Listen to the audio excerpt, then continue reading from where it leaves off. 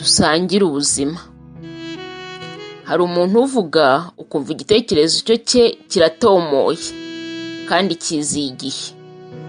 Ubwo buhanga akenshi tubona n'abantu bamaze gukura, ku buryo hari n'igihe nawe uri mu biganiro ukifuza kumva icyo umuntu yari buvuge iyo aza kuba ahari, ndetse n'uburyo yari bubivuge. Kugira ubushobozi bwo kuvuga ukoresheje ururimi ndetse n'ijwi ni impano nziza, kandi kuba intyoza si ikosa, yemwe no kugira amagambo make si ikosa. Ariko ikigoranye ni ukumenya igihe cyo guceceka ndetse n'igihe cyo kuvuga. Martin Luther King Jr. yaravuze ngo dushobora kutazibuka amagambo mabi y'abanzi bacu, ariko tukibuka guceceka kw'inshuti zacu igihe twari mu kaga. Nabonye ko bitoroha guceceka igihe ufite icyo uvuga, ariko nta nubwo byoroha kuvuga igihe ari ngombwa kuvuga. Byose bikenera kubyitoza. Guceceka igihe wumva ufite icyo uvuga ugaha abandi umwanya wo kuvuga bisaba kubyitoza, kandi ni ubuhanga bwiza umuntu yakira.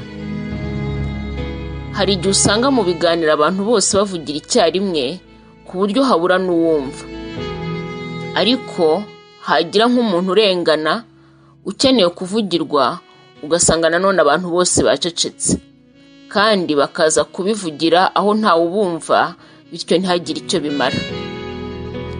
Nibwira ko bibabaje guceceka aho wagombye kuvuga, ariko biranababaje kuvuga igihe bidakenewe cyane. Abantu bavuga ibintu tukumva biboneye, ntekereza ko hari ibintu by'ingenzi baba baritoje. Hari bimwe natekerejeho ko nagiye mbibona ko ariko bimeze, nawe ushobora kuba ufite ibindi uzi. Kuba usobanukiwe ibyo uvuga kandi ubifitiye gihamya, akenshi ibi bituruka ku bunararibonye umuntu aba afite mu kintu runaka.